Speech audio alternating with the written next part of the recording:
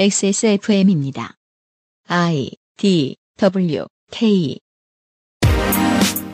그 아실의 유승균 PD입니다. 위로가 안 되시겠지만 원래 나쁜 일은 한꺼번에 몰려 일어나는 경향이 있습니다. 민주주의라는 인류의 거대한 조별과제가 쉬울 리가 있나요? 하는 수 없이 이번 주에도 업무를 일찍 개시한 25년 1월 네 번째 주에 그것은 알기 싫답니다.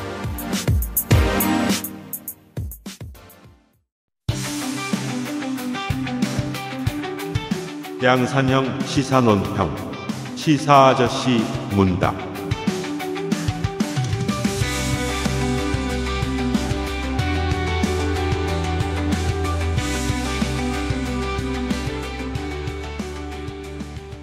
법으로 인정받지 못한 물리력을 단체로 타인에게 행사하면 폭동입니다. 이걸 저지른 사람들을 폭도라고 부르지요. 적어도 제가 뉴스 검색을 정확히 할 수 있는 지난 25년 동안 대한민국에 정확하게 이런 단어를 쓰는 게 맞아 들어가는 상황은 없었습니다. 그렇죠. 보통 건조 에디터고요. 건조 에디터고요. 보통 폭동이 아닌 것을 폭동이라고 말하는 정치에 대해서 저희가 얘기를 많이 해왔었잖아요. 그 외에 폭도나 폭동이라는 단어가 쓰인 것은 해외에 심각하게 큰 소요 사태가 있을 때 정도를 빼면 1월 6일 의사당 난동 같은 외국 일들 뿐이었습니다. 이런 일 정말 처음입니다. 시사아저씨를 빠르게 부를 수밖에 없었습니다. 어서 오세요. 안녕하십니까. 게임 컨트롤러를 샀다고 지난주에 제가 자랑했는데 쓰질 못합니다. 왜요? 시간이 없어요. 네. 도와주질 않아요. 그래서 한번 뉴스를 틀어놓고 게임을 해봤거든요. 한꺼번에 다 집중되지도 않아요. 이게 이제 잠시 후에 또 이런 디테일에 대해 설명드릴 일이 있을지 모르겠습니다만은 이번에는 폭도들의 행동에 대한 그 보도 자료가 영상 자료가 있으면 그걸 자세히 봐야 되거든요. 무슨 짓을 했는지를 알아보기 위해서. 게임을 할 수가 없습니다. 그렇죠. 그것도 상당한 동체 시력을 요하는 일이기 때문에. 제 인생의 평화는 날아갔습니다.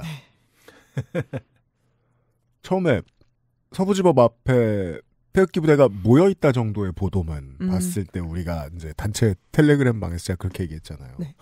드디어 우리 고장에도 지역 축제가 생깁니다. 그죠. 그렇게 말씀하셨었죠. 예. 그러고 보니 그랬네요. 공덕동 전 골목에 어머님들이 바쁘시겠다. 지금 전을 붙이시느라. 근데 유혈 사태가 됐습니다. 축제가 아니라 장례식입니다. 네. 폭동이 있었습니다. 노조에서 일을 해본 적이 있습니다. 시사일 씨가. 네. 네. 뭔가 본인들이 큰 사업을 하고 집에 돌아오면 경제지 같은 데서 폭동이란 단어 안 썼습니까? 폭력 집회. 그렇죠. 폭력 집회 뭐 이런 거 쓰고 오늘도 가증스러운 조선일보에서 가조. 네, 가증스러운 조선일보. 아니 이런 사태가 일어나면 일면에 한 일주일 정도는 야 어떻게 이럴 수가 있느냐. 어떻게 법원을 부실 수가 있냐. 다른 거 다 부셔도 법원을 부수면 안 되는 거 아니냐. 뭐 이런 얘기 써야 될 거 아닙니까. 한 일주일은. 뭐 어제 쓰는 둥 마는 둥 하더니 오늘 일면에다가 야 경찰 왜 민노총 집회 불법 집회 왜 안 잡냐. 이런 걸 쓰는 네. 이 가증스러운 조선일보. 그렇죠. 계엄 후 사실상 방치라고 썼었죠. 네. 이 12월 3일 내란보다 실제로 일어난 우발적이지 않은 폭력의 정도는 더 컸습니다. 일종의 내란이라고 해석하는 정치인과 언론인들도 있고 폭동이라는 단어에는 전혀 어긋남이 없습니다. 그런데 가증스러운 조선일보라고 왜 시사 아저씨가 뭐라고 하냐면 화요일 일면이 되면 보수 언론과 경제지들은 일면의 첫 헤드라인이 다 트럼프가 됩니다. 한겨레랑 경향만 폭도들 얘기와 관련된 후속 기사를 썼더군요. 그래서 오늘 저희 일면에. 사무실 테이블에 트럼프와 안 트럼프로 네. 신문 지면이 2열로 이렇게 쫙 늘어서 있었죠. 네. 트럼프 헤드라인과 폭도 헤드라인으로 갈리더라고요. 네. 야, 상징적이었습니다. 왜냐하면 이렇게까지 대한민국의 권력과 언론 지형을 한꺼번에 180도 바꿔놓는 사건이 드물었거든요. 경찰은 폭력적으로 진압을 하면 안 된다. 시민들의 집회 자유를 보장해야 된다라고 맨날 말하던 사람들이 지금 피 흘리는 경찰을 뭐라고 하면서 화를 내고 있는 이 일이 됐잖아요. 이건 정말이지 저는 머리털 좀 길고 처음 봤습니다. 근데 이제 내가 백보 천보 양보해서 트럼프까지는 이해를 하겠습니다. 그러면은 취임했으니까. 예, 뭐 지구촌 큰 사건이니까. 네, 중요한 뭐 일이죠. 예, 그리고 트럼프가 골 때리는 얘기를 너무 많이 이제 할 거니까 그럼요. 오늘 했으니까 그리고 예, 그 기사 자체는 이제 골 때리는 얘기하기 전에 쓴 거지만 네. 관세 계엄 같은 걸 선포했어요.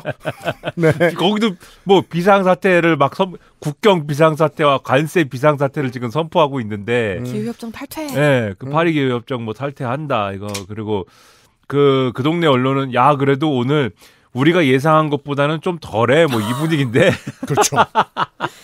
근데 아무튼 뭐 그런 거니까 좋다. 내가 뭐 트럼프까지는 내가 그 백보 천보 양보해가지고 그럴 수 있다 치는데 일면에다가 민노총 불법 집회는 왜 이거는 방치하냐 이게 뭡니까 지금 예?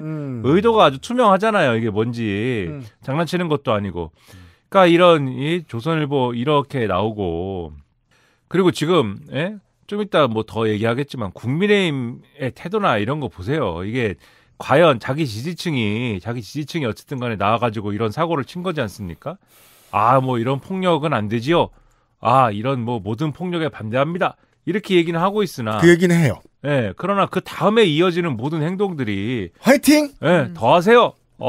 우리 이 폭력을 사실상 시작하는데 이 아주 중요한 역할을 하신 그거 유튜브 여러분, 우리 김 드립니다. 김 많이 먹고 힘내세요.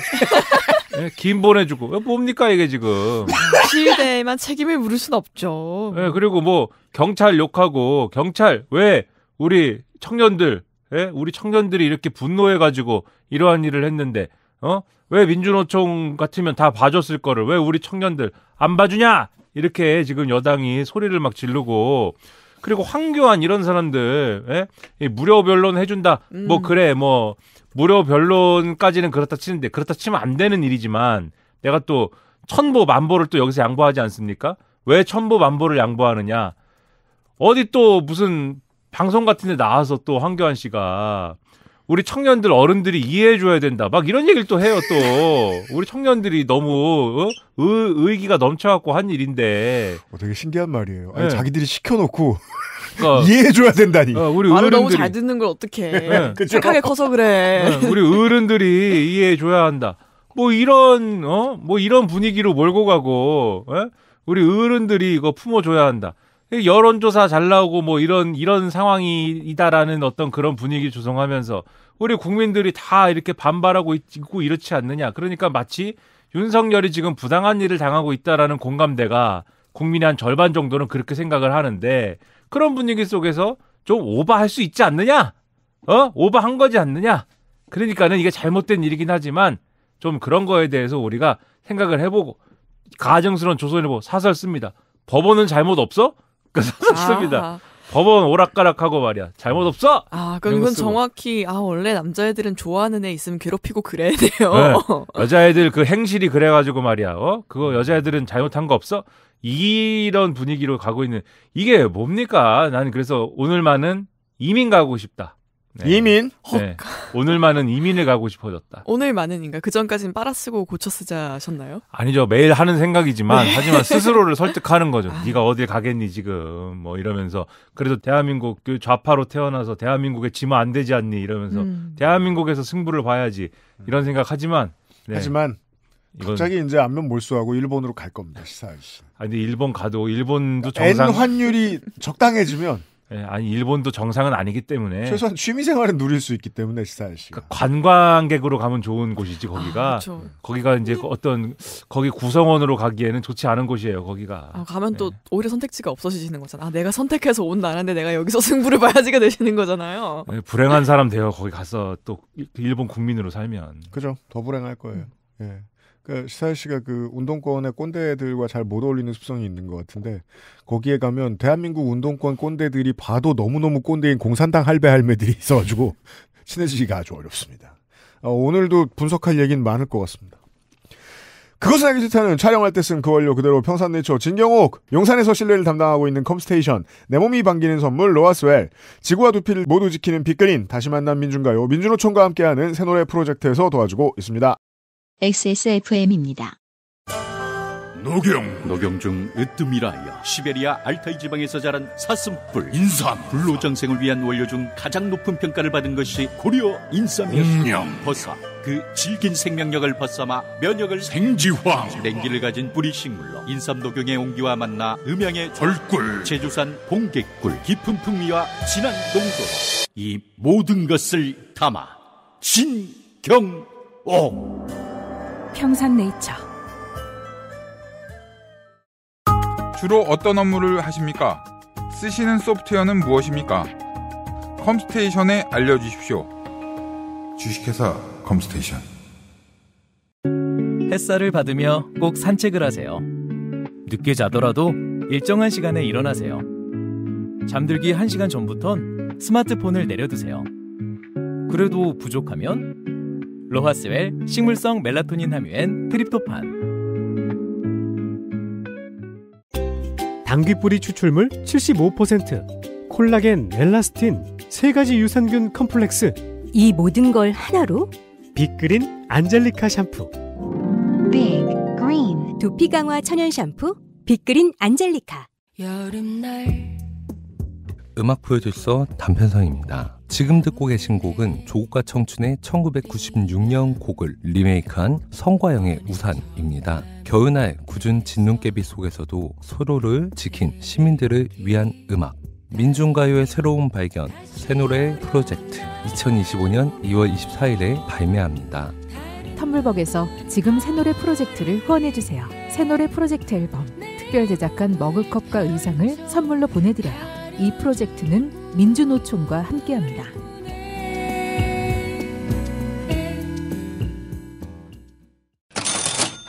민주노총 새노래 프로젝트. 민주노총이 하는 일이 그렇게 많은 것 같지는 않습니다. 단편선님 거의 다 하는 것 같은데. 예, 새노래 프로젝트 텀블벅 모금이 이번 주까지입니다. 네, 26일까지입니다. 어느 때보다 집회의 의미가 중요한 시대고 가서 지치지 않는 게 제일 중요합니다. 그래서 그렇습니다. 그러지 않으려면은 플레이리스트가 DJ가 역할을 잘을 해야 되죠. 맞습니다. 네, 그러려면은 이제 겹치는 노래가 적을수록 좋고요. 그러니까요. 취향이 생긴다니까요. 네. 아니, 지금 부르는 노래 계속 불러도 좋아요. 당연하죠. 그쵸? 아는 노래 불러야죠. 네. 대신에 뭔가 좀 신곡을 듣고 싶다 하는 20, 30대들을 위하여. 그럼요. 지금 집회는 아직까지 마드리들 질리진 않으신 것 같은데 이미 휴어 퍼레이드에서는 다만사를 틀면 모두가 흥이 빠진 지가 오래됐습니다. 아, 너무 많이 들어서. 네. 처음은 좋아요. 근데 계속 나오면 이제 그만하지가 되는 거죠. 그게 이제 저 집회 코드들 중에 오늘 새로운 코드들에 대한 이야기를 정말 많이 할 텐데 사회 여러 가지 분야에서 네. 집회 코드들 중에 지금의 집회가 가장 다른 점은 네. 지금의 집회는 소비되는 예능으로서의 성격을 드디어 갖췄다는 겁니다. 운동권들이 평생 갖고 싶어 했는데 못 가지면서 질투하던 것들 중에 하나였거든요. 네. 늘 똑같은 민중의례와 늘 똑같은 순서의 행사를 이젠 더 이상 할 수 없어요. 네. 그래서 지금 2025년이 또 새해가 됐으니 그때에 맞는 새로운 민중가가 필요하다는 얘기예요. 네. 민주노총의 프로젝트가 진행 중입니다. 언제나 새로운 우리의 노래라는 의미에서 새노래라고 하고요. 새노래 프로젝트 총 8개의 트랙으로 구성이 되고 절반은 리메이크고 절반은 새롭게 창작된 곡입니다. 그러니까 그렇습니다. 진짜 새 노래가 있어요. 네. 프로듀서인 단편선의 연주밴드 단편선 순간들, 황푸하, 게이트 플라워즈로 유명한 박근홍 씨 외에 8팀의 아티스트가 참여를 했습니다. 26일까지 마지막 크라우드 펀딩이 텀블벅에서 진행 중이고요. 그렇습니다. 네, 저도 이번에 제가 아는 민중가요 그나마 익숙한 게 하나가 있었어요. 바위처럼이었거든요. 아, 그렇죠. 그냥 그건 저 1학년 때 세터에서도 가르쳐줬었어요. 아, 그래요? 네, 저는 인문대생이었기 때문에 네. 그나마 그런 분위기가 좀 남아있는 단과대였기 때문에 그건 이제 다 같이 이제 마임이라고 하죠. 춤추는 것도 배웠거든요. 우와, 신기하다. 그거 25년 전에 내가 알던 그것. 네. 네, 그걸 저는 2017년에 하고 있었습니다. 아무튼 그거 말고는 다 이제 처음 듣는 건데 네. 스트리밍을 돌리기에는 조금 힘든 노래들이다. 제가 이제 앨범을 다 들어봤기 때문에 아직 네. 지금 시간 기준으로 다 공개되지 않았는데 제가 다 들어봤기 때문에 미리 좀 소개를 해드리면 박근홍 씨의 노래에는 그 바위처럼에 대한 재해석이 좀 들어가 있고요. 우리 꼰대들이 가장 기뻐할 만한 원래 민중가요의 감성을 가장 잘 살린 리메이크 곡은 단편선의 노래고요. 단편선 핏 프로듀서의 노래고요. 그리고 이거 미리 제가 저만 알고 있어야 되는 건데 지금 민주노총의 허락을 안 받고 그냥 까겠습니다. 그 리메이크 곡들 중에는 인터내셔널가와 철야노동자가 있는데 정말 독특하게 해석해놨습니다. 충격적입니다. 들어보십시오.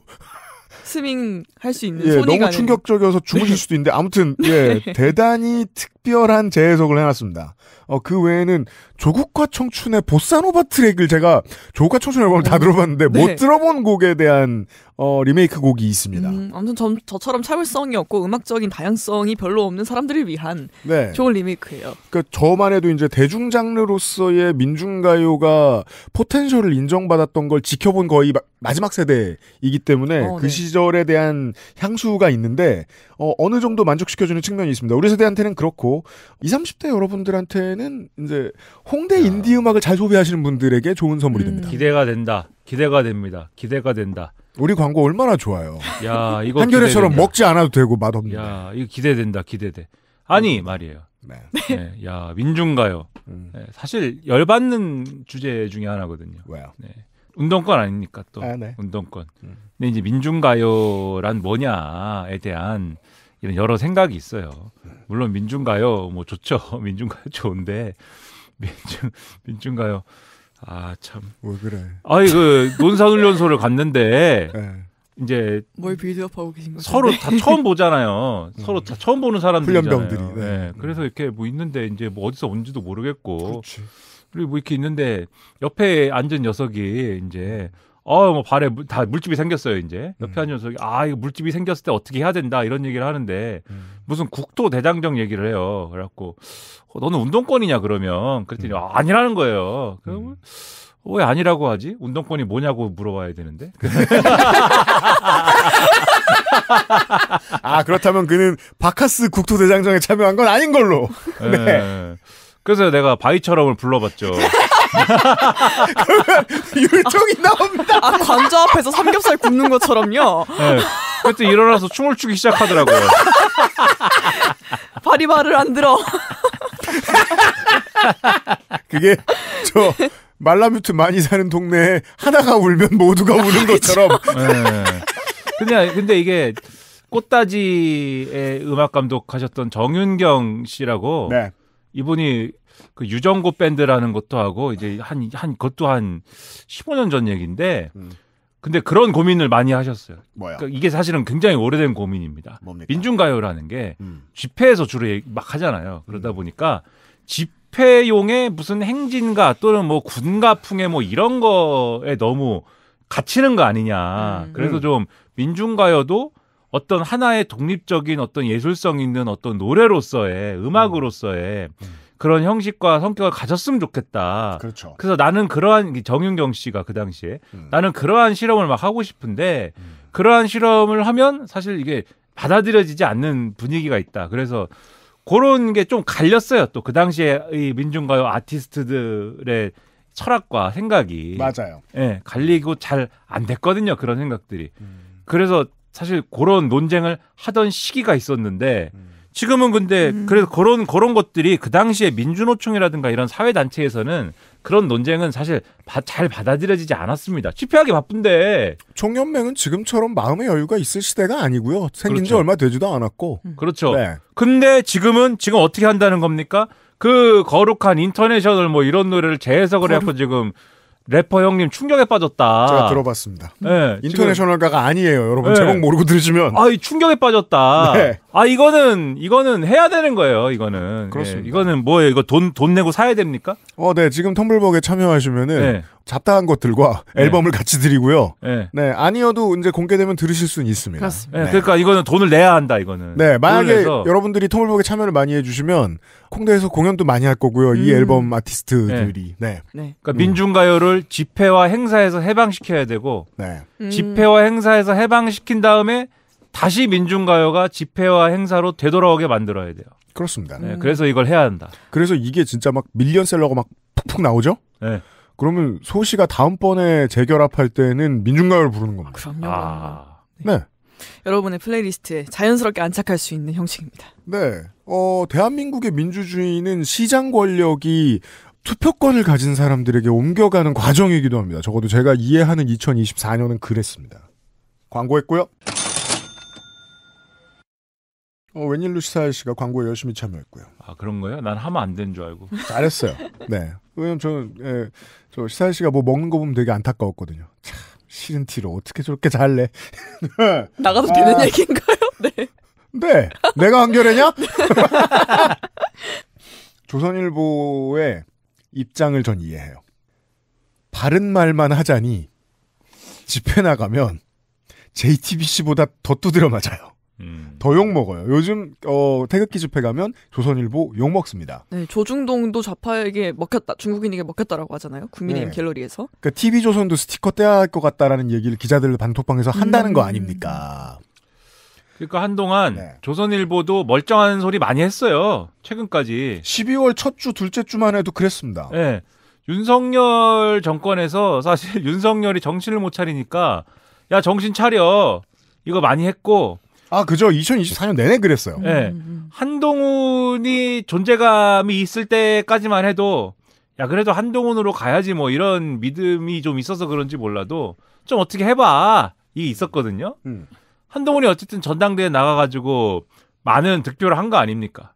근데 그 한동훈이 윤석열과 싸우겠다고 하면 뭐 걸어볼 수 있는 거 아니에요? 그렇죠. 근데 지금 어떻게 됐습니까? 한동훈은 비 오는 날 먼지 나듯이 두드려 맞고 물병도 맞고 예, 비 오는 날 먼지 나듯이 두드려 맞은 다음에 한 대 더 맞고 그다음에 이제 모자가 벗겨질 때까지 한 대 맞고 그다음에 이제 내쫓겨난 것이고 사실상 그래서 이제 뭐 동네 스타벅스에서나 발견되고 있어요. 예, 사라졌는데 그래도 이제 나오고 싶은 모양인지 동네 곳곳에 방방 곳곳에 지금 현수막을 걸어놨어요. 네. 현수막에 크게 한동훈 써 있습니다. 한동훈 써 있고 두 가지 버전을 지금까지는 제가 발견을 했는데 첫 번째 버전은 개엄마가 나라를 구했다 이렇게 써 있습니다. 그 다음에 또 한 가지 버전은 한동훈 동료 시민들이 기다립니다 이렇게 써 있어요. 야 이게 뭐냐 해방전국에 보면은 박헌영 선생 어서 나와 우리를 지도해 주십시오. 이거를 막 여기저기 붙여놔요. 펌디스 파티. 네. 이게 이 비슷한 건데 이게 이제 박헌영의 자작극이라는 얘기도 있고. 네. 그거 이제 대형 기획사 아이돌 팬들의 그 생일 축하 버스 같은 그럼요. 느낌이 있습니다. 네. 그러니까 뭐 그런 건가 이게 아무튼 이제 나오고 이 싶어서 세상에 와줘서 고마워. 네. 그렇죠. 네. 한동훈이 나오고 싶어서 이 벌이는 일인 건가 이런 생각이 들지만은 잘 될 리가 없자 그런 상황이 지금 된 거잖아요 이미 잘 될 리가 없는 상황이 된 것이고 그거 유튜브 가보면 한동훈은 무슨 악마지 않습니까 지금? 그렇죠. 그거 유튜브에 양대 악마가 있어요. 이재명과 한동훈. 네. 네, 두 개의 악마가 지금 있습니다. 그 정도가 됐어요 지금. 좌파보다 더 싫어해요. 네, 그런 상황에 조선일보 어쨌든 신문이지 않습니까? 신문 팔아 먹고 사는 곳이에요. 뭐 꼭 그렇지는 않습니다. 네. 근데 어쨌든 사람들이 신문을 끊겠다고 나오고 뭐 난리를 치고 이러면은 사실 이게 좀 그렇고. 요즘은 신문 매출의 한 1000배 정도를 미스터 트롯이 내주고는 있습니다. 그렇죠. 뭐 그런 게 있긴 네. 하지만 네. TV조선도 안 보고 TV 이게 시청률도 떨어지고 열독률도 떨어지고 뭐 이런 게 전반적인 수치가 내려가면 광고 단가 떨어지고 뭐 이렇게 되는 거잖아요, 이게.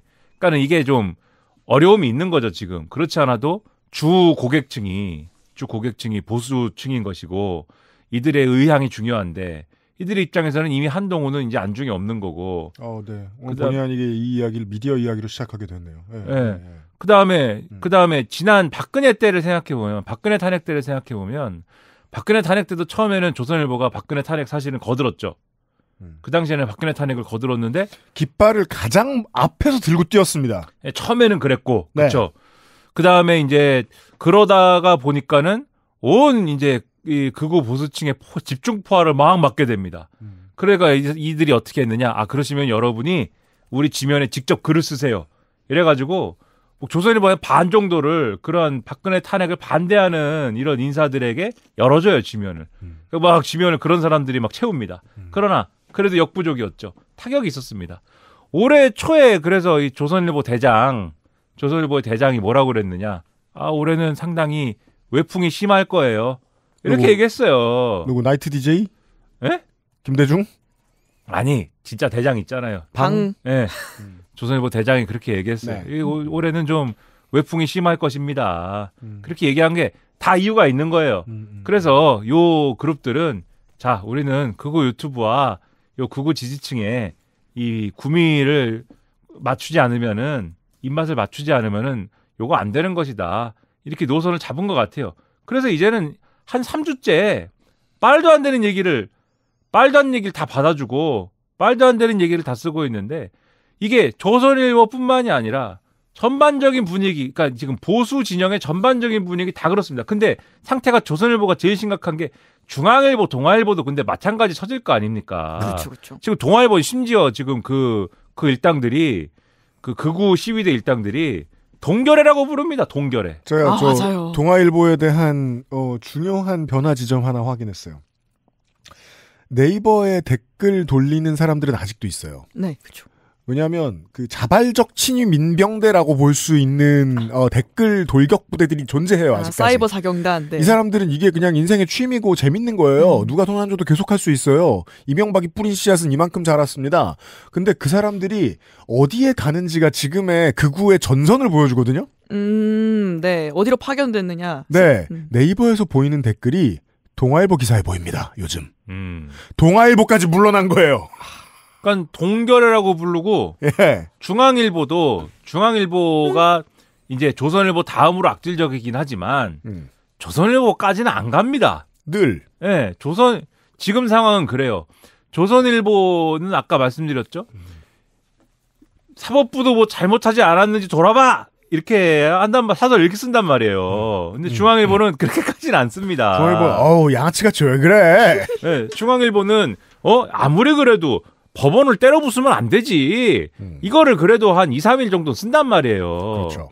근데 이 조선일보는 완전히 이제 이건 신문이 아닌 지경까지 지금 가 있는 상태인데 지금 그런데 보수 진영은 뭐에 이제 디폴트 값을 맞추고 움직이고 있느냐. 근데 지금 이 조선일보의 0점 조정하고서는 조선일보에 맞춰갖고 움직이고 있는 이런 상황이다. 근데 물론 현장 가면 그 조선일보마저도 지금 뭐 왜 무슨 기준인지 모르겠지만 좌파라고들 지금 하고 있으나. 왜냐면 현장의 0점은 신남성 연대고. 그렇죠. 조선일보가 100개의 기사를 쓰면 100개가 모두 다 극우 유튜브하고 똑같은 얘기를 해주길 바라는 사람들의 애정 섞인 욕짓거리죠. 그렇죠. 네. 그렇기 때문에 좌파라고 부르고 있으나 그리고 가끔은 칼럼이 이제 그들의 기준으로는 뭐 양비론이다 뭐 이런 칼럼을 쓰고 뭐 이러니까 좌파다 뭐 이런 것이지만 지금 뭐 흘러가는 상황은 이 지금의 윤석열, 국민의힘, 조선일보, 극우 유튜브 사실은 지금 한편인 거죠. 네. 그 조선일보를 보면서도 그렇고 오늘은 이제 이번 주에 시사 이슈와 떠드는 이 2시간은 이런 얘기 제일 중요한 얘기는 결국 파시즘에 대한 얘기일 텐데. 네. 시간이 지나고 많은 일들이 생기면서 어떤 단어들의 가치와 그 단어가 주는 무게감이 점점 다르게 느껴지는데 그중에 제가 단어의 무게감이 가장 빠르게 커지는 건 윤상현이 말했던 탄핵 트라우마였어요. 권성동이 말했고 중진들이 말했던. 처음부터 이 해석은 가능했거든요. 어디 탄핵 트라우마라고 말해. 국민들은 박근혜 최순실 트라우마를 겪었는데 탄핵이 돼서 그것 때문에 연패를 하고 민주당한테 그걸로 트라우마를 겪은 건 너네들이지. 정도를 생각하는 건 하루도 안 걸려서 해석이 가능했어요. 그 다음에 쓸모없는 말이라고 생각했는데 이 탄핵 트라우마를 겪는 사람들이 생각보다 많았던 거예요. 그중에는 아까 설명해 주신 조선일보가 있고 네. 조선일보가 우리 사장을 건드려? 박근혜 나와! 해가지고 탄핵의 깃발을 들었습니다. 태블릿 보도를 열심히 했습니다. TV조선을 동원을 해가지고. 그런 다음에 사람들이 소요해서 죽고 노인들이 어마어마한 백래시가 자기들한테 있는 것 같아요. 왜냐하면 자기들 뉴스, 자기들 신문 원래 보던 사람들이니까. 그리고 어맛뜨거라 하면서 태도를 바꿨다는 겁니다. 스불제였다는 거죠? 이렇게 짧게 표현할 줄 알아야 되는데. 그리고 자유한국당 미래통합당도 마찬가지의 경험을 했고 탄핵의 강을 건너자고 했지만 제가 2018년 때도 꾸준히 얘기했죠. 탄핵의 강을 건너자는 말 거짓말이다. 저 같은 사람들이 그대로 모여있는데 어떻게 바뀌냐. 황교안 신혜식 불러다가 100만 유튜브 라이브하고 좋아하는 거 오세훈도 나가고 나경원도 나가고 즐거워하는 거 봐라. 그게 2018년 2019년의 일이거든요. 탄핵의 강 실제로 건너고 싶은 사람 아무도 없다. 여기 그 자리에 그대로 있고 싶어한다. 그럼 남는 트라우마는 우리가 탄핵을 당해서 진 트라우마밖에 없는 거예요. 그리고 그 트라우마를 가진 노인들 혹은 그 트라우마를 부추기는 사람들이 계속해서 광화문에 모이고 한남동에 모였고 지금 저희들이 녹음하는 이 시간에 헌재 앞으로 가서 모일 것이고요. 조선일보는 답이 없는 거예요. 이 상황에서. 우리한테 도움이 안 될 것 같으면 우리는 대통령도 쫓아내볼 수 있는 능력이 있는 사람들이긴 한데 그 다음에 우리를 믿고 우리를 맹신할 것 같은 사람들이 우리한테 화를 내는 걸 봤다. 인기가 없고 권력이 있다는 믿음이 없으면 언론은 설 자리가 없단 말이에요. 우리가 설 자리가 없어지나 설마? 조선일보는 그런 적이 없는데 박정희 때도 전두환 때도 이승만 때도 일제 때도 민주정권 시대에 와서 우리가 설 자리가 없어지는 공포를 가장 진하게 경험했던 때가 2017년이었을 것이고 그 다음이 지금인 것 같다는 거예요. 그럼 남는 선택지는 더 오른쪽으로 가는 수밖에 없잖아요. 이러면 조선일보는 파시즘을 좀 더 마음 깊이 받아들이는 수밖에 없어지지요. 예. 그러니까 누군가가 보수 진영에서 예를 들면은 합리적인 스탠스로 지금 윤석열이는 이렇게 하지 말아야죠. 그리고 법원을 때려 부수면 안 됩니다. 이런 주장을 하면서 정권을 연장시킬 수 있을 것 같아. 이 가능성이 보이면 바로 이렇게 안 할 겁니다. 이렇게 안 할 건데. 그런 말 하는 사람 유승민 하나밖에 없고. 네, 근데 이건 안 될 것 같고 이거는 가능성이 없을 것 같고 그리고 지금 뭐 모든 예를 들면 여론조사도 잘 나오는 것 같아. 그리고 뭐 국민의힘의 태도도 뭐 계속 이렇게 가는 것 같아. 그리고 사람들 뭐 다 나와가지고 뭐 윤석열 탄핵을 반대한다 이런 착시가 있기도 하고. 그러니까 이제 이렇게 가는 거거든요. 조선일보도 답이 아까 얘기한 대로 그나마 만약에 이런 거를 그런 주장을 하면서 대권 주자 노릇을 하려고 하면은 한동훈의 가능성이 있어야 되는데 지금은 국민의힘의 바운더리에서는 그게 없는 상황에서 그럼 우리가 되죠. 뭘 믿어야 되냐? 없어요. 없으니까 이제 이렇게 가는 건데 중요한 거는 이렇게 되는 조건 자체가 있기 때문에 이 조건 때문에 더 때려 부신 거예요. 제가 볼 때는. 그러니까 이게 악순환인 겁니다. 더 그래서 이 조건이 법원을 때려 부시는 기폭제가 됐다. 그러니까 이 흘러온 과정을 잘 보면 왜 법원을 왜 때려 부셨습니까? 애초에 법원을 때려 부시는 이유가 뭡니까? 가질 수 없어서. 네? 가질 수 없어서? 가질 수 없으면 부셔야 한다? 그쵸. 네. 야, 그것이 평소의 사고방식인가요? 평소에, 왜 건조해요? 난 그것도 모른다. 네. 왜 건조입니까, 애초에? 가질 수 없어서? 너무 지성이어서 그렇습니까? 저 반대요. 저 완전 건성이에요. 건성이라 그렇겠지. 맞아요. 그랬으면 기름이었겠지, 건조가 아니라. 그래요? 근데 성격을 좀 건성으로 바꾸고 싶어서. 성격이 기름져요? 성격이 너무 화를 덜 내고 싶어서. 성격이 너무 화가 많아서? 좀 덜 다혈질적으로 하자. 건조하게 하자. 약간 이런 의미가 담겼지만 다들 저한테 머리가 건성이신가요? 피부가 건성이신가요? 라는 얘기밖에 안 하시죠. 근데 그게 다 사실이라서. 네. 성격이 다혈질이다? 네. 그래서 지금 가질 수 없으면 부셔버린다고 했구나. 야, 이제 알았다. 근데 이 가질 수 없어서 부셨다기보다는 조심해야겠네요. 네. 조심하세요, 평소에. 가지고 싶은 걸 다 주란 말이에요. 아주 틀린 말은 아니에요. 왜 부셨어요, 여기서? 아주 틀린 말은 아니다. 저는 그 얘기를 잠깐 넘어갈게요. 보류. 예, 다음 얘기를 그냥 할게요. 월급을 주란 말이에요. 왜냐면 부셔버리기 전에. 판사가 뭘 잘못했다, 재판부가 뭘 잘못했다라는 얘기는 원래 모든 언론들이 평상시에 아예 안 하는 말은 아닙니다. 아예 안 하고 싶어 하는 척하고 재판부의 모든 걸 수용하는 척하고 싶어 하지만 안 그럴 때도 꽤 많아요. 이런 사례 2018년 2월에 조선일보 기사입니다. 사법부 린치, 막말, 신상털기, 음모론, 국회의원까지 가세한 판사 때리기 이런 기사를 왜 냈냐? 이재용 부회장 집유로 감형한 재판부가 공격을 받고 있다. 그 당시에는 개딸이라는 단어가 아직 발견이 안 됐을 때였거든요. 민주당 지지자들이 몰려가가지고 이상한 소리를 하고 있다. 라고 말해요. 압류. 네. 조선일보가 지금 재판부도 반성할 거 없냐라는 얘기를 하는 거잖아요. 언론이 이런 걸 늘 하긴 했거든요. 다만 아무리 그래도 민주공화국에 살고 있다고 생각하고 거기에서 정치하거나 언론인에서 먹고 사는 사람들이 재판부에 대한 물리적인 린치에 대해서 변명을 하고 싶은 날이 올 거라는 생각은 그 누구도 한 적이 없어요. 그리고 집회 영상을 저는 가만히 들여다보고 느꼈거든요. 이분들이 늘 먹던 약을 좀 과복용하시는 거예요. 메카시즘 약을. 원래 마음에 안 들면 빨갱이라 하죠. 그 영상 보셨습니까, 여러분? 경찰을 툭툭 건드리다가 이 패극기 부대가 경찰이 답을 안 하고 아무 말도 안 하고 있으니까 너 왜 말 안 하냐? 한국말 할 줄 모르냐? 공안이냐? 하면서 공안이다라고 소리를 갑자기 지르는 거예요. 정말 지옥도였어요. 제가 봤을 때는. 전혀 통제할 수가 없군요. 이 사람들의 논리 그대로 빨갱이 판사를 잡으러 들어간 거거든요.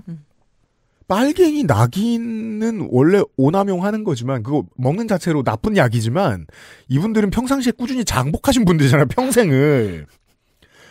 그러고도 사셨으니까 오남용 기준이 더 높은 거야. 이분들은. 아, 내성이 생긴 거예요? 예.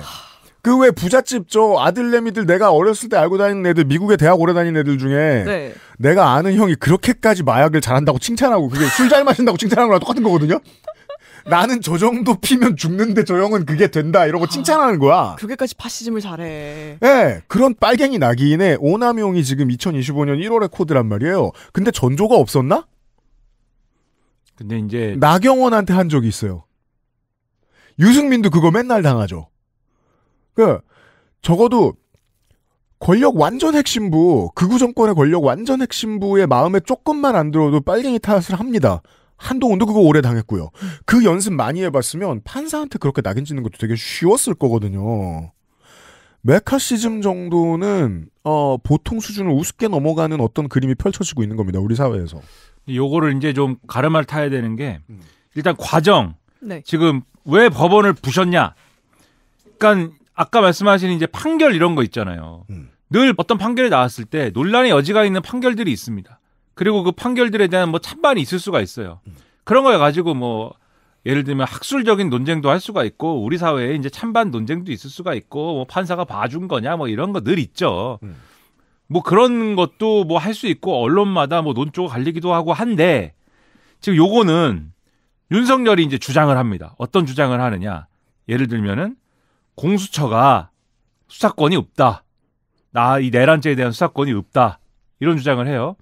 그리고 공수처가 내란죄에 대한 수사권이 없는데 서울 서부지법에다가 체포영장을 청구를 했는데 이게 불법이다. 그렇죠. 왜냐하면은 공수처는 서울중앙지법에다가만 할 수 있다. 근데 서부지법에다 했다. 이게 불법이다.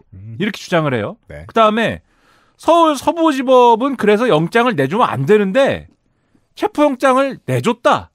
그러니까는 서울 서부지법이 영장을 내준 것도 불법이다. 이렇게 주장을 해요. 그리고 서울 서부지법이 내준 영장에 형사법 110조, 111조는 적용을 배제한다라고 써 있는데 이거 판사의 월권이다. 서울 서부지법 판사가 잘못했다. 이렇게 주장을 해요. 그다음에 이 영장은 집행을 못했고 두 번째 또 신청하는데 서울 서부지법에다가 공수처가 또 신청하죠. 그렇죠. 왜 또 서울 서부지법에다가 신청하냐? 중앙지법에다가 신청을 해야지. 서울 서부지법에다 또 신청했는데 서울 서부지법에서 또 나옵니다. 야, 역시 봐라. 그리고 서울 서부지법에 애초에 신청했던 1차 체포영장 신청했을 때 내준 판사는 우리법연구회 출신이다. 그러니까는 좌파 판사이다. 즉 공수처는 서울 서부지법이라는 좌파 법원에다가 좌파 판사가 있는 좌파 법원에다가 굳이 판사 쇼핑을 해가지고 신청을 해서 영장을 받아가지고 이 좌파 영장을 가지고 와가지고 윤석열을 지금 체포하려고 하는 것이다. 요런 거였고 그렇게 해가지고 이제 체포를 결국은 했지 않습니까? 구속영장을 청구를 합니다. 그럼 이제 좌파 법원에 그럼 구속영장 어디 청구하니? 서울 서부지법에 청구를 해요. 그러면은 서울 서부지법은 이제 좌파 법원이니까 서울 서부지법에다가 구속영장을 청구를 했습니다. 그러니까는 좌파 법원이니까 만약에 구속영장 청구한 게 구속을 하세요. 인용이 되면 어떻게 된 겁니까? 좌파가 구속하는 거죠. 근데 기각이 되면은 야 그래도 좌파 법원에 양심 판사가 있네. 이렇게 되는 거고 그 갈림길이었던 겁니다. 근데 요 빌드업이 있었던 거잖아요. 요 빌드업을 그러면 이게 맞는 얘기냐? 이거는 한 수백 차례 얘기를 저도 다니면서 했고 아마 여기서도 아마 했을 건데 그게 빌드업 되는 과정에 한 얘기가 맞는 얘기가 하나도 없습니다. 하나도 없다. 다 틀렸어요. 1. 공수처가 수사권이 없느냐? 이거는 뭐 학술적 논쟁은 할 수 있어요. 네. 왜냐하면 이 제도상에 뭐 미비점이 있다든지 뭐가 애매하다든지 뭐 그런 제도 개선을 위한 논쟁을 할 수가 있어요. 왜냐? 현직 대통령이 내란죄를 저지르는 거를 전제로 해가지고 지금 이 수사권 조정이라든가 이런 걸 논하지 않았기 때문에 예? 그래 뭐 이 빈 구멍이 있을 수가 있어요. 그럼 그 빈 구멍이 있을 때는 누가 판단하냐? 그 영장을 내주는 사법부가 판단하면 됩니다. 근데 영장 내줄 때 이미 뭐라고 판단했느냐? 서부지법이 뭐라고 판단했느냐? 공수처가 이번에 요 사안에 대해서 직권 남용을 수사를 하면서 연관범죄로 내란죄 수사하는 건 가능해라고 판단했잖아요. 그래서 그러면은 사실상 인정 이렇게 그렇죠. 나왔죠. 이걸 집행하는 데 있어서 이거는 불법이야라고 말을 하면 안 되는 거예요. 나중에 제도 개선을 논할 때나 야 그때 좀 논쟁거리가 됐었으니까 이거는 논쟁거리가 없도록 보완을 하자 뭐 이렇게 얘기를 하는 거지. 그래서 서부지법이 이거는 정리했으면은 공수처의 수사권 얘기는 끝나는 거고 그 다음에 왜 공수처는 중앙지법에다 청구를 안 하고 서부지법에다 청구를 했냐? 공수처법 31조에 보면 공수처가 이 1심 재판을 할 때에는 공소제기를 할 때에는 서울중앙지법에다가 하시고요. 그러나 피고인의 주소지라든가 증거물의 어떤 뭐 등등에 의해서 형사법에 따라서 관할 법원에도 할 수 있다. 이렇게 돼 있어요. 형사법의 관할 법원이 이 윤석열이 살고 있는 용산이 속해 있는 서울 서부지방법원이라고요. 그러니까 서부지법에 해도 되고 그런데 또 이 조항은 공소를 제기할 때에 대한 조항이에요. 그러니까 영장을 청구할 때에 대한 조항이 아닙니다. 영장을 청구할 때에 대한 조항은 형사소송법을 또 따르면 돼요. 근데 형사소송법은 1조부터가 관할에 대한 건데 토지관할부터 시작을 합니다. 토지관할이 지금 얘기한 얘가 사는 데는 서울 서부지법이야부터 시작하는 거예요. 그러니까 서울 서부지법에다 청구하면 되는 겁니다. 그래서 저는 기사 쓸 때 억지라는 단어 쓰지 않았으면 좋겠어요. 그냥 가짜 해석이거든요, 이건. 그러니까 서울 서부지법에다가 청구한 게 문제가 없는데 다만 뭐 이걸 또 굳이 얘기를 하면 뭐 중앙지법에다 청구를 할 수도 있는데 서부지법에다 청구한 거는 공수처도 자기 좋을 대로 한 거 아닙니까? 이렇게 주장할 수 있지만 그게 할 수 있는 행위다라는 게 중요한 거죠. 할 수 있는 행위고 공수처가 할 수 있는 일을 한 것이고 그것을 집행을 거부하는 어떤 정당화할 수 있는 이런 내용이 아니다라는 게 중요한 거예요. 그러니까 지금 윤석열 측은 태도가 결론을 결정하기 때문에 만약에 중앙지법으로 넣었으면 토지 관할을 이야기하면서 서부지법으로 넣어야 된다고 했을 거예요. 그리고 윤석열들이 그래서 무슨 꿀단지를 숨겨놨는지 모르지만 중앙지법으로 했어야지 이러면서 체포영장이 이게 부당하다. 그래서 체포적부심을 신청하지 않았습니까? 그렇죠. 체포적부심을 어디다 신청했어요? 서울중앙지법에다 신청했어요. 또 이거는. 이게 오히려 아주 이례적인 일인데. 그러나 어쨌든 피고인의 이익을 최대한 지켜줘야 되기 때문에 법원이. 그러니까 어디서든 민원인이 신청하면 네. 성실히 응했습니다. 법원은. 네. 그럼요. 서부지법이 발부한 영장이지만 네가 중앙지법에다가 지금 체포적부심을 신청한 것은 이상한 일이나 그러나 따져보자. 그래. 서울중앙지법이 따져줬습니다. 체포영장이 이렇게 발부돼갖고 집행된 것이 과연 문제가 있는 거냐? 너는 문제가 있다고 주장했지만 우리 서울중앙지법이 볼 때는 문제가 없어. 우리가 볼 때도. 기각을 해버렸습니다. 그거 이제 그만 얘기해야 되지 않습니까? 근데 아직도 이제 불법이다. 근데 왜 부당한 거냐? 뒤에 불순 세력이 있어서다. 이 주장을 계속하는 거예요. 이게 윤석열의 주장이죠? 그러면 이 윤석열이 이렇게 말도 안 되는 주장을 하는데 윤석열은 좋아. 그럼 제가 얼마나 관대한 사람입니까? 100만 보 정도 양보해서 윤석열은 지가 당사자니까 그렇다 칩시다. 내가 당사자니까 법 조항을 가지고 침대 축구를 해서 개기는 중이라고 칩시다.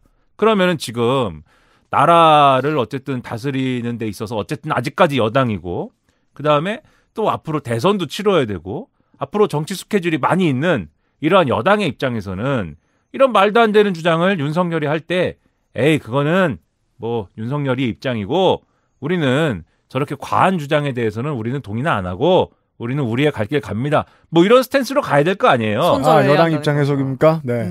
여당이 이렇게 가야 되는데 여당이 그렇게 안 갑니다. 여당이 계속 뭐라고 하냐면은 그렇지. 서울 서부지법이 참 이상해.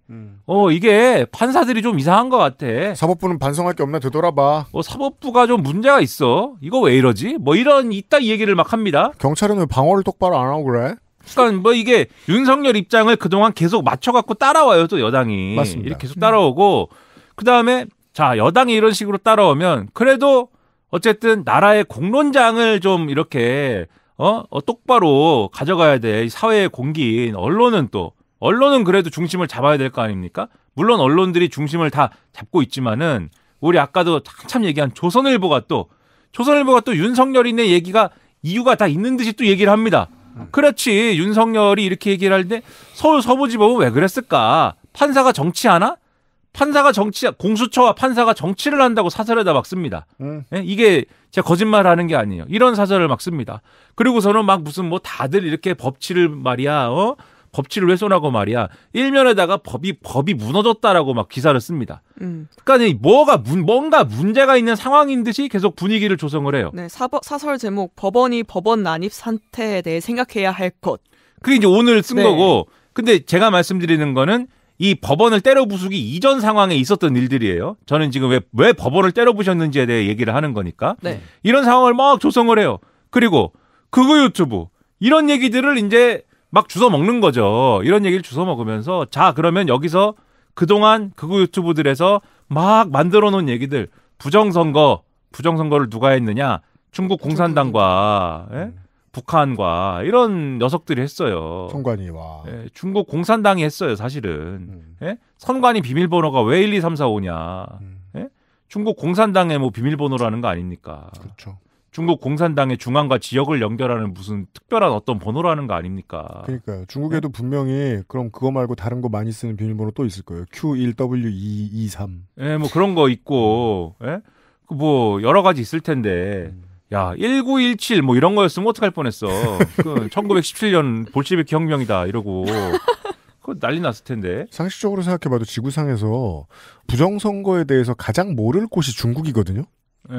선거가 없잖아. 선거가 없잖아요. 예. 그러니까 무슨 시스템을 준비하고 있다는 거예요? 그런 얘기를 한참 해왔는데 지금 뭐라고 합니까? 야, 이 우리법 연구회 등에 이 소속돼 있는 좌파 판사 이런 얘기를 하죠. 좌파 중국 공산당. 이 법원이 중국 공산당에 의하여 점령이 됐구만. 이런 얘기를 극우 유튜브가 막 하고 그 다음에 자 그러면 지금 경찰, 검찰, 공수처, 그 다음에 사법부까지 완전 중국 공산당에 의하여 지배를 받는 이러한 예를 들면 민주당이라든가 뭐 이런 집단들에 의해서 장악이 되었다. 그리고 만일 구속영장까지 발부가 되면 구속까지 되면은 이거는 완전히 이제는 장악된 것이기 때문에 이거는 다른 방법이 없다. 국민 저항권을 발동을 해야 된다. 이런 얘기를 극우 유튜브에서 막 하기 시작합니다. 근데 원래 국민저항권이라는 말은 또 원래는 누가 했냐? 이 말을 물론 저항권이란 말은 원래는 우리가 많이 했죠. 좌파들이. 근데 저항권이란 말은 보통 어디다가 대고 하는 겁니까?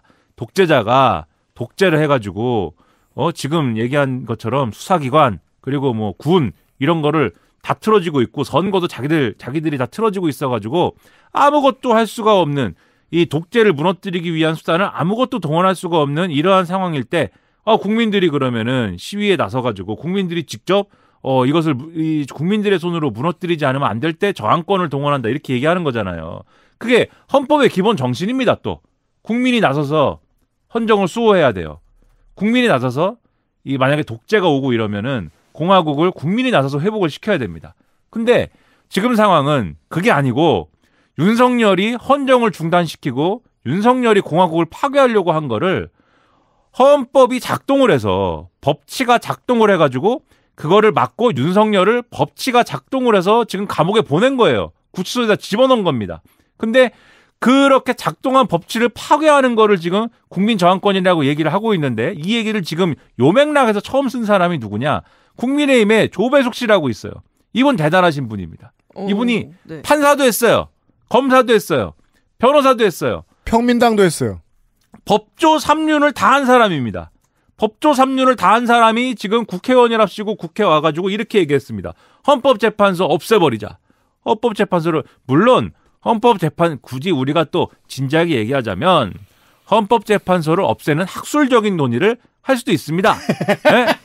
안 가도요. 네. 미국처럼 학술은 다 할 수 있죠. 미국처럼 대법원으로 가자 그러면 종신 대법원장 그 하고 언제 늙어 돌아가시는지 뭐 이런 거 항상 뭐 그렇게 하고 셈을 하고 뭐 이런 걸 할 수도 있겠지만은 이 사람 얘기는 그런 얘기가 아니라 헌법재판소를 없애자.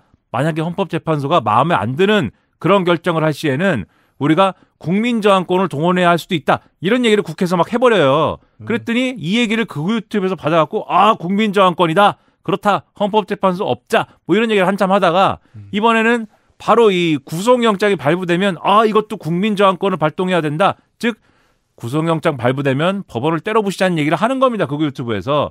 이런 얘기를 한참 하는데 이런 얘기들을 이 뭐 커뮤니티 있습니다. 국민의힘을 지지하는 커뮤니티에서 이런 얘기들을 막 갖고 와서 이제 막 이제 올리기 시작합니다. 뭐 올리기 시작하고 그 한참 이제 집회가 벌어지잖아요. 아까 이제 우리고장의 축제 말씀하셨는데 요 앞에 이제 서울 서부지법 앞에 가면은 거 길이 넓지도 않습니다. 길이 좁아요, 사실. 네. 예? 차 뭐 2대나 다닙니까, 거기가? 예? 왕복 2차선이요? 뭐라고 부릅니까, 그거를? 그러니까 그 앞에 큰 길 말고 네. 그 들어가는 입구도 별로 안 넓고 그렇죠. 그 뒤쪽의 골목은 자연불악이라서 꽤 좁아요. 진짜 좁아, 거기는. 제가 거기서 재판을 받아봐서 아는데 네. 오랫동안. 네. 네. 저는 그래서 저 재판 받으러 처음 가본 데가 서부지법이잖아요. 되게 놀랬어요. 친절 민원 스티커가 왜 이렇게 많이 들어가 있어? 왜 이렇게 많이 붙어 있어? 난 피의자인데. 아, 난 거기 이혼하러 갔어요. 많은 걸 알게 되는 하루네요. 디테일 말하기 전에 광고 듣고 오겠습니다. XSFM입니다.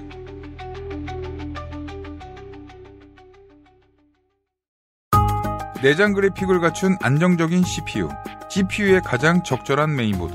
하드디스크만 써본 분들은 상상조차 하기 힘든 속도의 M.2 SSD, 기능성과 디자인을 모두 충족하는 케이스까지 이달의 PC로 빠르게 구매하실 수 있습니다. 010-8279-5568 원하시는 다른 어떤 사양도 대처할 수 있는 컴스테이션에 문의하셔도 좋습니다. 주식회사 컴스테이션. 네, 진경호 팀장입니다. 저희 엄마요? 진짜 경자 옥자요. 충성 경장 진경옥. 세상의 모든 경옥을 위해 120시간 진하게 다렸습니다. 활력 있는 사람들의 이름 진경옥. 평산네이처. 음악 프로듀서 단편성입니다. 지금 듣고 계신 곡은 박근홍의 바꿔야 해입니다. 언젠가 올 좋은 날을 위해 바위처럼 살아가는 시민들을 위한 음악. 민중가요의 새로운 발견, 새노래 프로젝트 2025년 2월 24일에 발매합니다. 탐물벅에서 지금 새노래 프로젝트를 후원해주세요. 새노래 프로젝트 앨범 특별 제작한 머그컵과 의상을 선물로 보내드려요. 이 프로젝트는 민주노총과 함께합니다.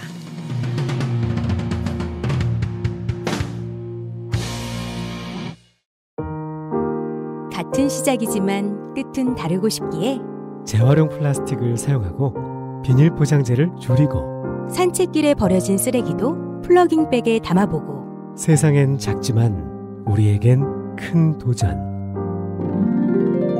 Big Green 함께 걸어요. 자연주의 천연 샴푸 빅그린. 가족과 건강의 의미를 다시 한번 돌아보는 시간. 연중 가장 큰 혜택으로 설날에 만나자. 로하스웰. 커뮤니티. 로하스웰. 아, 그거. 설 선물 사셔야죠. 그럼요. 아직도 준비하지. XSFM 커뮤니티 여러분. 커뮤니티 여러분. 아직도 네. 준비하지 않으신 분들이 있을 수 있죠. 며칠도 안 남았습니다. 네, 몇 시간밖에 안 남았어요. 빨리 하셔야 돼요, 지금. 네.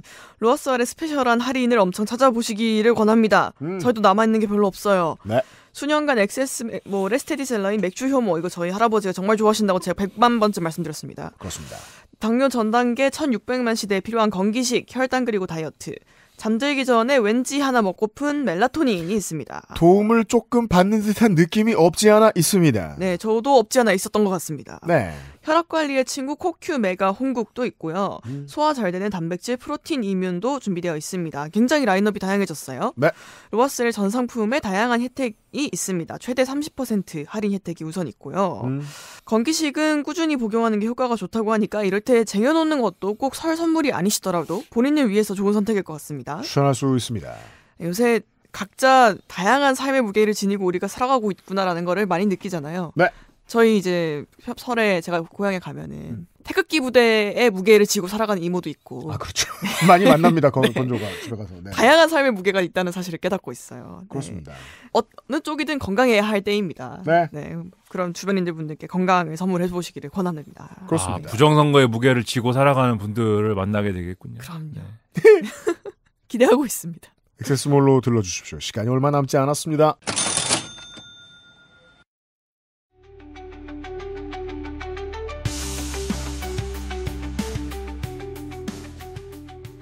제가 아까 그 말씀을 왜 드렸냐면 빨갱이 낙인에 대해서 제가 왜 그렇게 집중을 많이 했는지에 대해서 그 좌파 판사고 우리 법 연구에다 못 믿을 사람들이다 라는 얘기는 박근혜와 양승태 환상의 콤비 그리고 조선일보가 더해져서 2010년대 중반에 이미 해본 적 있는 언론 플레이예요. 우리 법원 안에 좌파가 있다. 이미 찍어놓은 스킬트리군요. 예. 거기서 이제 못 견디고 튀어나온 최기상 이탄희 같은 인물들이 있었던 거 아닙니까? 네. 협박받았다가. 이게 이제 장기 빌드업이에요. 우리는 민주공화국이지만, 법원이 우리 편을 안 들어주면 법원도 좌파로 몰 수 있다! 라는 걸 깔아놓았던 단기 빌드업을 지금 시사할 씨가 광고 듣기 전까지 설명을 해주셨던 거고, 그 외에 저는 한 가지만 더 첨언을 하고 싶습니다.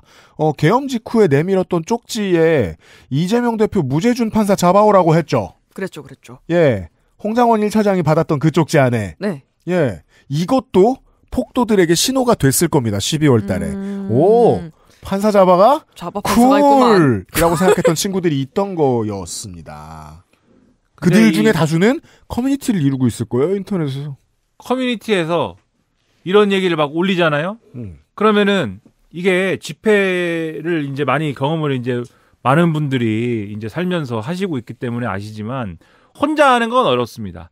여럿이 하는 건 좀 쉬워요. 그렇죠. 그러니까 커뮤니티에서 국민 저항권을 발동하자고 다들 떠들고 있으니 그리고 나는 지금 집회에 왔지 않습니까? 집회에 와서 핸드폰으로 그 커뮤니티 보는데 국민 저항권 발동하자고 하니 담을 넘은 거예요. 담을 넘었는데 처음엔 담을 넘은 게 몇 명 안 됩니다. 그래가지고 야 이거 내가 잘못 넘었나? 이렇게 생각을 해요. 그 사진을 찍어갖고 막 올립니다. 왜 안 넘어 담을? 그렇죠. 나 혼자 넘었잖아. 나 잡혀가게 생겼네. 이거 뭐야? 올립니다. 왜 안 넘어와? 그리고 이제 쫄리니까 윤상현 의원 이런 사람들한테 막 이제 문자를 막 보냅니다. 메시지 보내요. 그 윤상현 의원이 또 걱정하지 마라. 훈방 조치나 되고 끝날 것이다. 이런 답을 또 해줘요. 그 메시지 받은 걸 또 캡처해갖고 커뮤니티 또 올립니다. 그렇죠. 그러니까 또 거기 뭐 집단으로 있으니까 야 윤상현이 봐준대 이거 뒤를 봐준대 뭐 이렇게 됩니다. 방에서 도와준대. 물론 그들은 다음날 아침에 야 아무도 안 도와준다. 나 출근해야 된다. 네. 라고 또 글을 올립니다. 그리고 윤상현에게 문자도 보내고요. 저 지금 잡혀왔는데 33세 남성인데요. 라고. 네. 그러니까 여럿이 이제 넘어가기 시작합니다. 근데 요거는 이제 중간에 잡음이 안 끼는 얘기를 좀 전제로 하는 거예요. 중간에 잡음이 끼는 얘기는 누가 거기에 의도를 가지고 누군가 의도를 가지고 중간에 뭔가를 컨트롤 타워 역할을 하면서 지시하거나 지휘하거나 왜냐하면 그런 의심을 지금 법원도 하는 거잖아요. 법원 행정처장도 하는 거잖아요.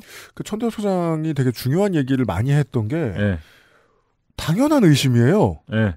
판사 방이 어디 있는지 민간인이 어떻게 합니까? 그러니까요. 그 자기가 관련된 장소만 알지. 그리고 경찰의 시각에서 봐도 이상합니다. 그렇죠. 화가 나서 뭘 부수러 간 사람은 뭘 부순 다음에 증거를 인멸하는데 이 사람들은 들어가서 증거부터 인멸하고 물을 붓고 그 다음에 나쁜 짓을 하기 시작하거든요. 이것도 이상합니다. 그러니까요. 나는 예를 들면 서울 서부지법, 예? 그 뭐 이혼하는 데만 알지 판사 방어를 어떻게 하냐고요, 그거를. TMI. 그러니까는 그거부터 수상하지만 그거는 지금 근데 명확한 지금 증거는 없으니 그 시나리오는 그리고 이 시나리오는 굉장히 뻔한 거잖아요. 또 만약에 증거가 나온다면 그쵸. 엄청 뻔한 시나리오잖아요. 자 기사를 보면은 대통령실 관계자가 그날 개인적으로 집회에 참석했다라는 대목이 있는 기사가 또 있어요. 그럼 개인적으로 참석했다는 건 뭐야? 하여튼 이런 의문도 있고 폭도란 소리입니다. 그런 의문도 있고 모브. 네. 네. 그다음에 또 전광훈 씨와 가까운 그 비즈니스를 하고 있는 분이 이제 그 들어가가지고 뭐 그러고 있었다. 요것도 JTBC 있고. 이가혁 기자의 카메라에 지속적으로 찍히던 사람들 중에 하나죠. 그렇죠. 요런 단서들이 있는데 아무튼 지금 쫙 드러난 아직까지 제가 떠들고 있는 이 시점에 쫙 드러난 요게 없으니까 거기까지는 일단 말씀을 안 드리고 어쨌든 이제 요런 흐름 속에서 죄 들어가가지고 이제 부수고 요런 일을 쭉 한 거 아닙니까?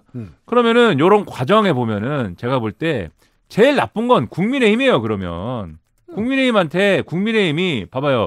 이 윤석열이 저렇게 떠들고 있는 거 이거 사실이 아닙니다.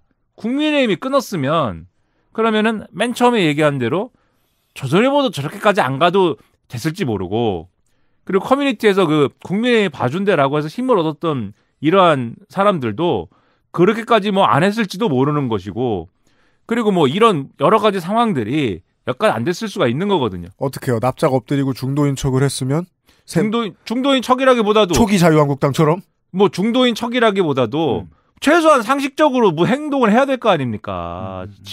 최소한 무슨 합리적인 행태를 보여야 될 거 아닙니까? 이건 아니다라고 해야 될 거 아닙니까? 근데 그게 아니고 윤석열이 맞다는 거 아니에요, 지금. 윤석열의 아까 말씀드린 법원에 대한 말도 안 되는 트집잡기와 주장이 맞다는 거 아니에요, 지금. 그럼 이게 맞다고 하는 바람에 윤석열이 말도 안 되는 트집을 잡은 것을 근거로 한 여러 행위들을 정당할 수밖에 없는 입장으로 계속 가야 되는 거 아닙니까? 윤석열 말이 맞으니까. 그러니까 이제는 제가 볼 때는 이 법원을 때려부순 거에 대해서도 이 정당할 수밖에 없는 스탠스에 설 수밖에 없는 거죠. 그러니까 제일 나빠요, 제가 볼 땐. 여전히 이 최초에 우리가 몇 주 전에 시사시하고 저하고 했던 해석이 달라지진 않습니다. 국민의힘은 윤석열의 복권을 원하지 않습니다. 그렇다면 국민의힘은 최고의 능력을 갖춘 프로레슬러죠. 지기를 희망하면서 최선을 다하고 있습니다. 다음 판에 돌아올 리워드를 기대하면서. 이번 게임은 윤석열이 사라짐으로써 자기들이 반드시 져야 돼요, 한번. 그러니까 서사를 쌓고 있는 거죠. 네.